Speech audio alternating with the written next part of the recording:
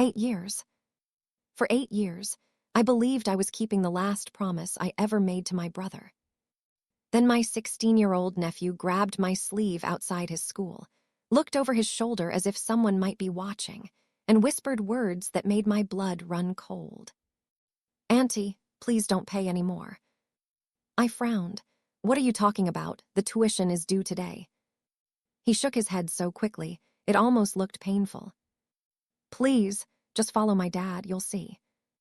Before I could ask another question, David appeared. "There you are," he said with an easy smile, placing a firm hand on his son's shoulder. "Sorry about him, Mirabel. Finals have him completely stressed out." My nephew lowered his eyes instantly. David chuckled, as though nothing unusual had happened. Teenagers, 1 minute they're fine, the next they're acting mysterious. I searched my nephew's face one last time. He didn't look embarrassed. He looked terrified. And for the first time in 8 years, I wondered if the promise I'd spent nearly a decade honoring had become someone else's lie. 8 years earlier, my brother Michael died in a highway accident on a rainy November evening. The last real conversation we ever had wasn't about money. It wasn't about property. It wasn't even about death. It was about his son. "If anything ever happens to me," he had said, resting a hand on my shoulder, "promise me Ethan never loses his opportunities." I promised without hesitation. When Michael died 3 weeks later, that promise became part of my life. David, suddenly a widowed father, told everyone he wanted Ethan to remain in the prestigious private academy Michael had dreamed of for him. Insurance wasn't enough. His income couldn't cover the tuition. "I'll manage everything else," David had told me through tears. "If you can help with the school, that's all I ask." Every year after that, I transferred the tuition. Every invoice arrived on time. Every report card arrived by email. Every thank you message from the school reassured me that Michael's dream was still alive. I never questioned any of it. Not once. That morning was supposed to be no different. Instead of wiring the payment, I had decided to deliver it personally, since I was already in town for the family memorial honoring Michael's 8th anniversary. After Ethan's warning, I couldn't walk into the admissions office. Something inside me refused. So I turned around, left the envelope untouched, drove across the street, and parked where I could still see the school entrance. Hours passed. Students disappeared. Teachers left. Finally, David walked out carrying the tuition envelope I had handed him earlier. I expected him to head home. Instead, he drove across town. I stayed several cars behind. 20 minutes later, he pulled into a narrow parking lot beside an aging brick building with darkened windows and no school sign anywhere in sight. My grip tightened on the steering wheel. "What are you doing?" I whispered. David stepped out, tucked the envelope beneath his arm, glanced around once, and disappeared inside the building. I looked up at the faded storefront. It certainly wasn't connected to any academy. My heart pounded as I opened my car door. "Where are you taking my brother's money?" I crossed the parking lot, reached for the entrance, and quietly slipped inside after him. The door closed softly behind me. I expected an office. Instead, cigarette smoke drifted through the hallway, mixed with the sharp scent of expensive liquor. Low voices echoed behind another door, followed by sudden laughter and the unmistakable sound of poker chips being pushed across a table. I froze. This wasn't a business. It wasn't connected to Ethan's school. It was a private gambling club, hidden behind an ordinary storefront. I moved closer to the narrow opening in the hallway and looked inside. David stood comfortably among a group of men who greeted him like an old friend. "There he is," one of them laughed. "Thought you weren't coming today." "I almost didn't," David replied, patting the envelope against his palm. "Had to make one quick stop first." The men chuckled knowingly. My stomach tightened. David walked toward the table without a hint of hesitation. Then he handed the envelope to a heavy-set man wearing a dark suit. The man opened it, counted the cash inside, nodded once, and scribbled something into a notebook before sliding the envelope into a drawer. No school. No tuition office. No receipt. Just money changing hands. One of the players grinned. Looks like you're buying yourself another chance. David smiled. I always do. I couldn't breathe. For 8 years. How many times had I unknowingly funded this place? Before anyone noticed me, I backed away carefully, slipped outside, and returned to my car. My hands trembled so badly, I couldn't fit the key into the ignition. Every instinct screamed at me to drive straight back and confront David. Instead, I forced myself to stop. If he had lied this long, accusing him now would only give him time to destroy whatever he was hiding. I needed answers. Not excuses. That evening, I drove to David's house after texting Ethan. Can we talk alone? His reply came almost immediately. Dad leaves for his night shift in 20 minutes. Come then. When I arrived, Ethan quietly opened the back door before I could knock. He looked older than 16. Not because of his face. Because of the constant caution in his eyes. Come upstairs, he whispered. His bedroom shocked me. The walls were bare. The desk was scratched and uneven. An old laptop sat beside a stack of worn textbooks whose corners had been repaired with clear tape. The room looked nothing like that of a student attending one of the state's most prestigious private academies. I looked around slowly. Ethan, where's your school tablet? He stared at the floor. I've never had one. What about your uniform? He swallowed. I've never owned one. I felt the room tilt beneath me. What do you mean? He finally looked at me. Auntie, I've never gone to that school. The words landed harder than any shout could have. I sat down without realizing it. But every year. I know. I've paid every tuition invoice. I know. I've seen your report cards. His expression filled with sadness. They aren't mine. Silence settled between us. Finally, Ethan spoke again. Dad always told me you stopped paying because you didn't care anymore. My chest tightened. He told me not to mention school whenever you visited. Why? Because he said you'd feel guilty. I covered my mouth. For years, David had been feeding each of us a completely different story.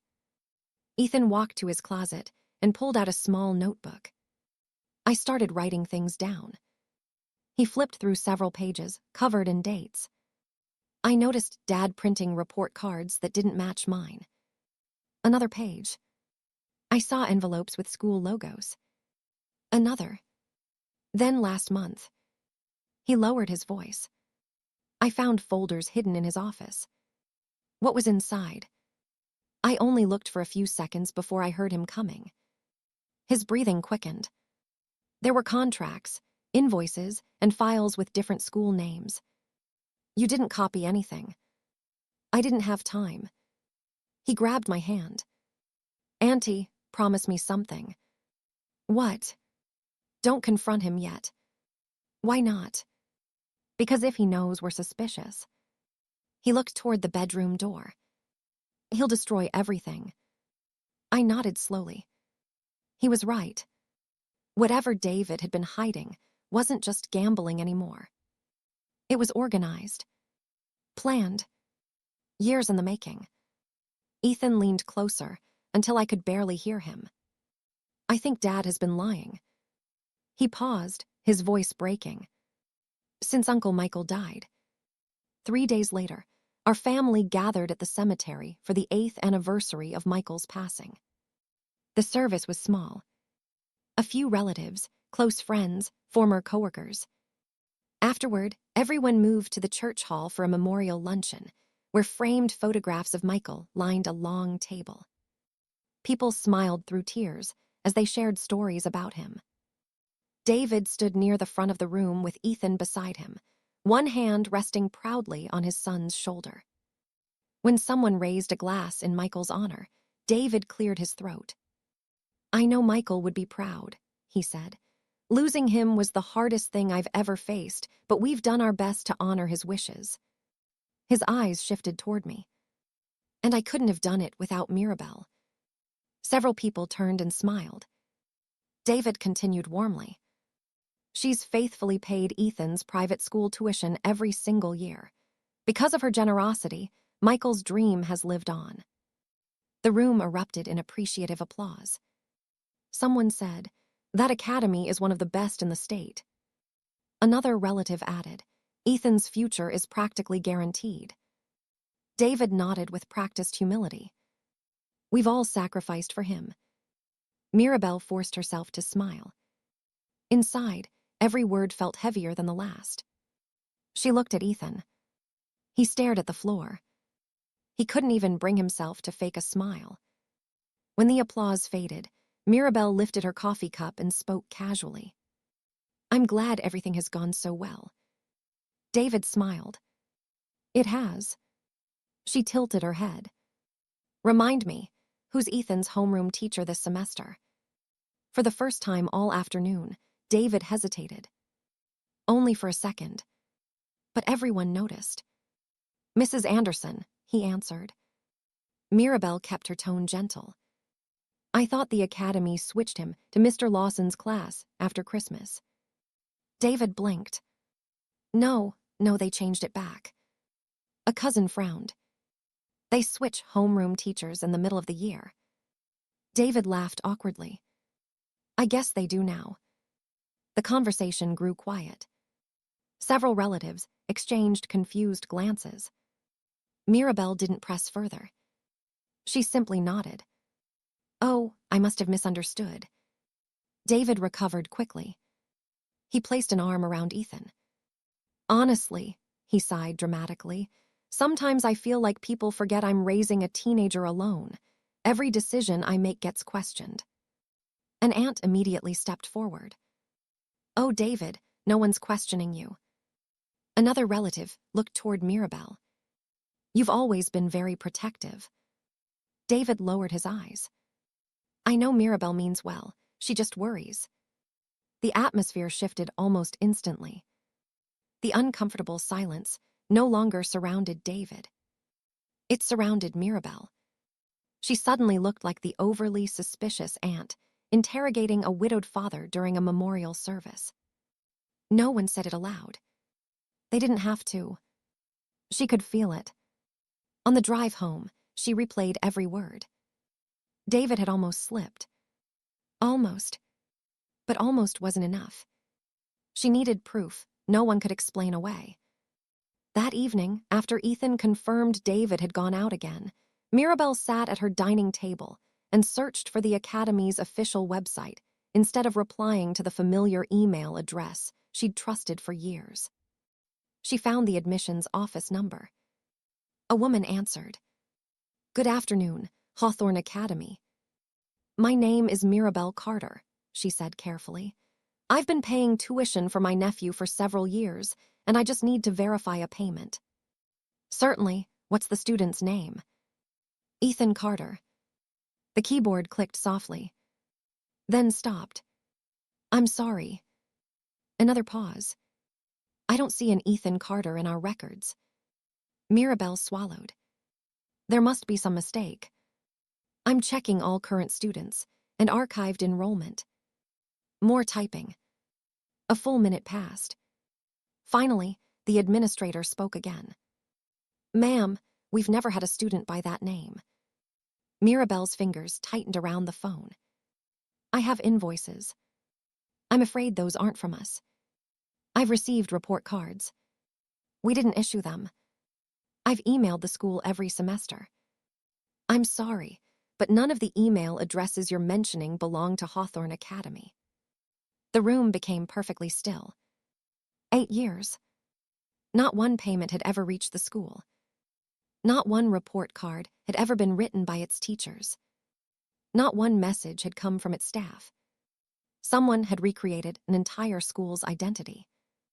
Hands shaking, Mirabel opened the latest email she had received from the address she believed belonged to the academy.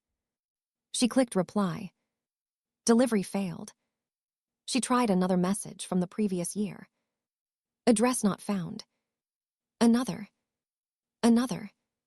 Every single sender had vanished, as if someone had erased an entire school. Overnight, Mirabel barely slept. Before sunrise, she had printed every invoice, every report card, every email confirmation, and every bank transfer she had saved over the past 8 years. She spread them across her dining table in chronological order. The pattern was suddenly impossible to ignore. The formatting on the invoices changed every year, but the language never did. The signatures looked different, yet every document used the same subtle punctuation mistakes. Someone hadn't just forged paperwork. Someone had built an entire fake administrative system. She picked up her phone and called Ethan. I'm coming over. His voice was barely above a whisper. Dad left 15 minutes ago. You have about an hour. Mirabel parked 2 streets away and entered through the back gate. Ethan met her at the kitchen door. He always locks the office, he said. Can you get in? He nodded nervously. I watched him enter the code. Within seconds, the lock clicked open. The office looked ordinary. Family photographs. A bookshelf. A filing cabinet. Nothing suggested years of deception. Ethan walked directly to the bottom drawer. He hides everything back here. He removed a false wooden panel. Mirabel stared. Behind it sat several thick binders, USB drives, and stacks of labeled folders. One folder read, Hawthorne Academy. Another, Tuition RECIPTS. Another, Email templates. Mirabel carefully opened the first binder. Every report card she had ever received had been created on David's own computer. The grades, the comments, the principal's signature, all fake. She opened another folder. Blank tuition, invoices waiting to be filled in each year. Official-looking school logos, copied from public websites. Digital letterheads. Fonts carefully matched. David hadn't improvised this fraud.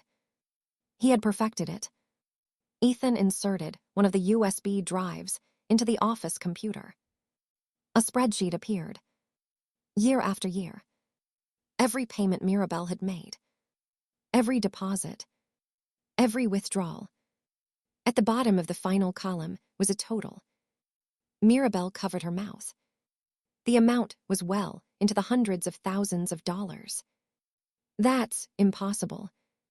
Ethan slowly shook his head. It isn't. She clicked another tab.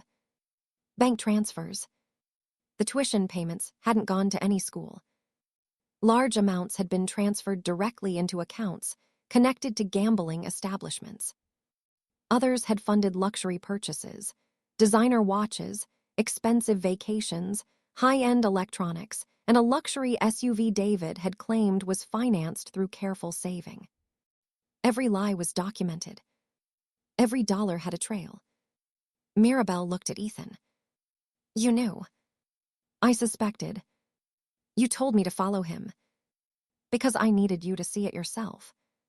His eyes filled with tears. If I'd just told you, you'd never have believed me. She reached over and hugged him. I believe you now. He held on tightly. I waited because I wanted proof. And now we have it. That afternoon, Mirabel met with a financial crimes investigator and an attorney. They spent hours reviewing the documents. The investigator closed the final binder and looked directly at her. This isn't just theft. He tapped the forged report cards. This is a long-term fraud involving forged financial records, fabricated educational documents, identity misrepresentation, and possible tax violations. The attorney nodded. You did the right thing by waiting. Mirabel thought of Ethan.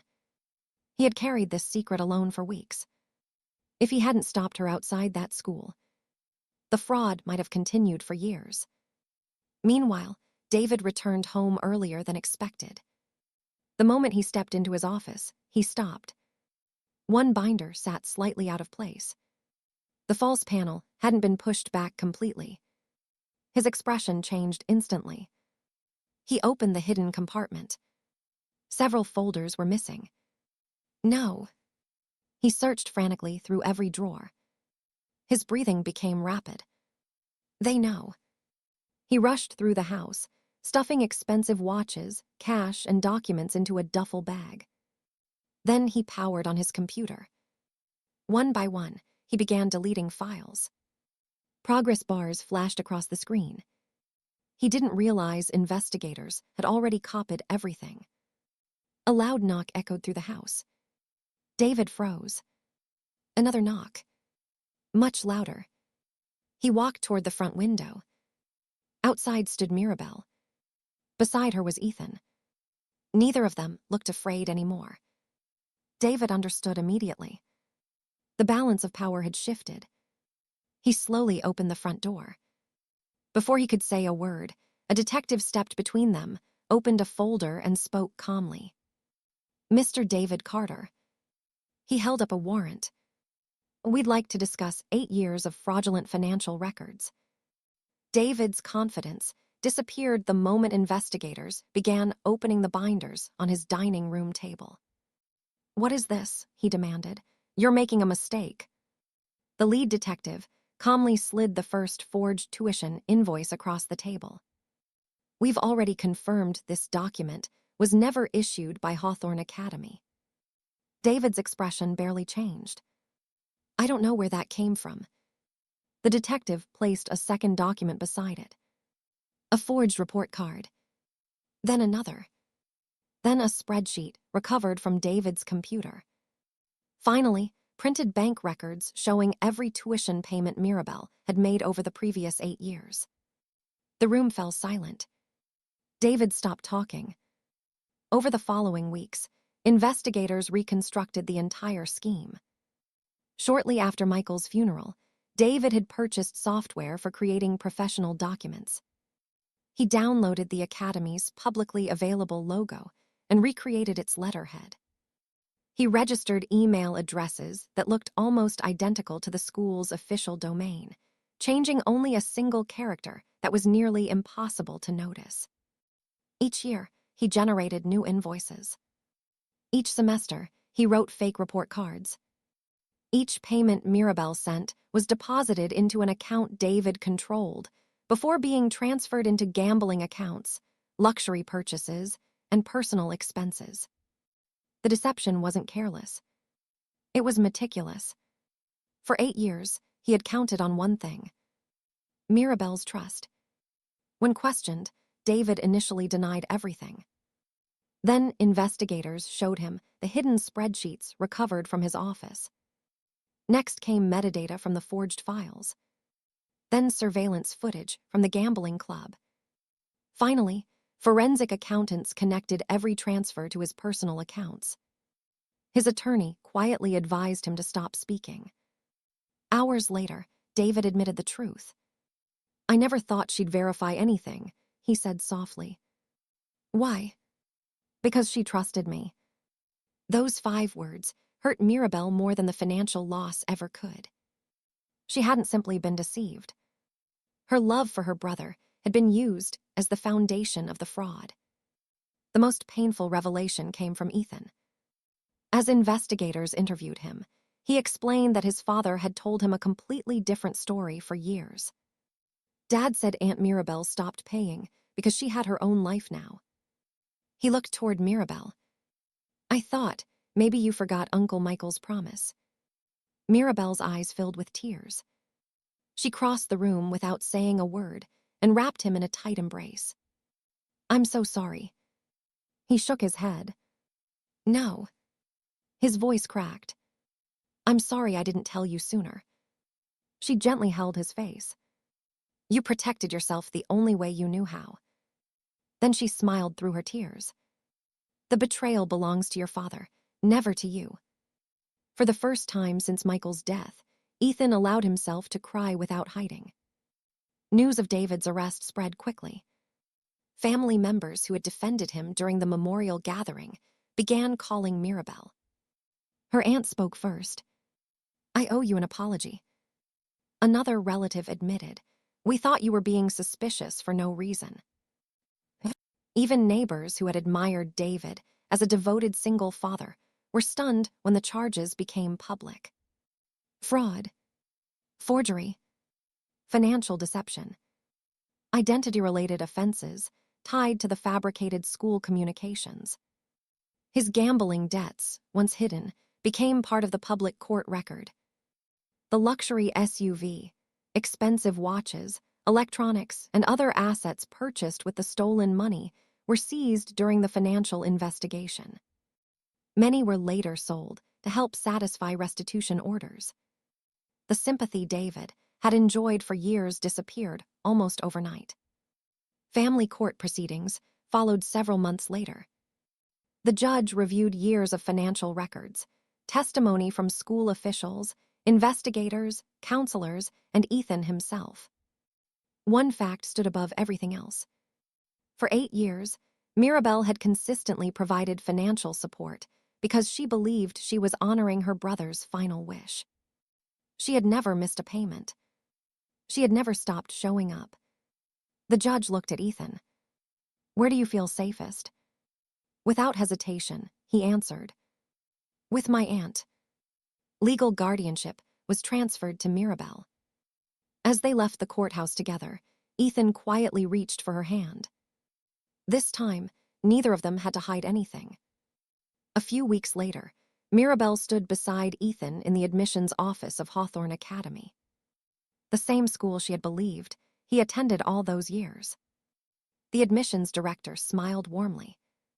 "We're happy to welcome you." Mirabel completed every form herself. Every payment was made directly to the school's finance office. Every receipt was handed to her before they walked out. When Ethan received his student identification card, he stared at it for several seconds. Then he laughed. "I've dreamed about this since I was little." Mirabel smiled. "So did your father." Life slowly settled into something neither of them had experienced in years. Peace. Ethan flourished in school, joined the robotics club, and began talking seriously about studying engineering at university. Mirabel established an education trust managed by independent trustees, ensuring no single person could ever misuse the funds intended for Ethan's future again. Trust would never again depend on one person's word. It would be protected by accountability. On the anniversary of Michael's passing, Mirabel and Ethan visited his grave together. Fresh flowers rested beneath the headstone. They stood there quietly for several minutes. Finally, Mirabel knelt and brushed a few fallen leaves away from the engraved letters of her brother's name. She smiled gently. "Michael, your son is finally getting the future you wanted for him." Ethan placed a hand on her shoulder. "We kept your promise." As they walked away together, Mirabel looked back one last time. She had spent years believing that keeping a promise meant trusting without question. Now she understood something far more important. Promises are kept not through blind trust, but through the courage to uncover the truth before it's too late.